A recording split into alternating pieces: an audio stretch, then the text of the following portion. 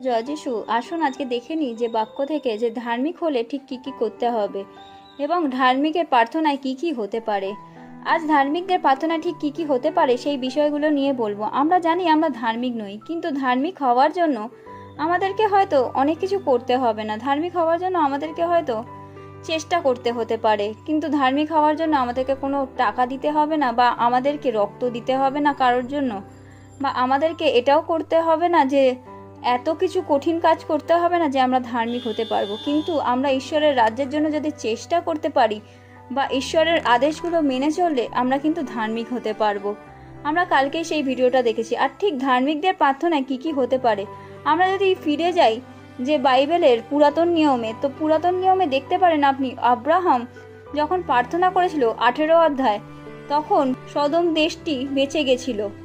কিভাবে জানেন যে সদম দেশটি বেঁচে গেছিল? তিনি সদাপ্রভুর কাছে এতটাই প্রিয় ছিলেন, তিনি সদাপ্রভুকে প্রশ্ন করেছিলেন, প্রভু যদি একজন ধার্মিকও প্রার্থনা করে তাহলে এই দেশটা কি বাঁচবে? তো প্রভু উত্তরে একটা কথাই বলেছিল, হ্যাঁ, একজন ধার্মিকও যদি প্রার্থনা করে তাহলে এই দেশটা বেঁচে যাবে। সেরকম হান্না শমূয়েলকে যখন জন্ম দিয়েছিল তার আগে তার জীবনটা অনেক কঠিন ছিল। সে জানতো আমি হয়তো কোনোদিন মা হতে পারবো না, কিন্তু সে ধার্মিক হয়ে যখন প্রার্থনা করেছিল তখন তার উত্তর সে ওই রকমভাবেই পেয়েছিল। সে তার জীবনে একটা পুত্র সন্তান পেয়েছিল, আর যেটা ঈশ্বরকে দান করেছিল।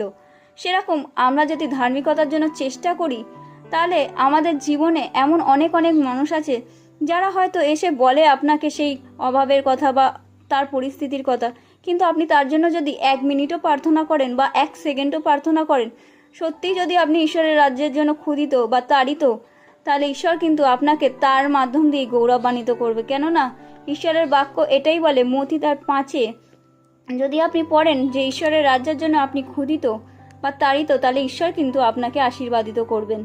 আর সেই প্রার্থনা উত্তর আপনি পেতে পারেন যে যখন আপনি তার জন্য প্রার্থনা করবেন, হয়তো হতে পারে যে কোনো একটা সম্পর্ক ডিভোর্সের হাত থেকে বেঁচে গেল, হতে পারে আপনার প্রার্থনায় হয়তো কেউ মা হলো, বা হতে পারে কারোর জীবনে এত সুখ এলো যে সে ভাবতেও পারছে না।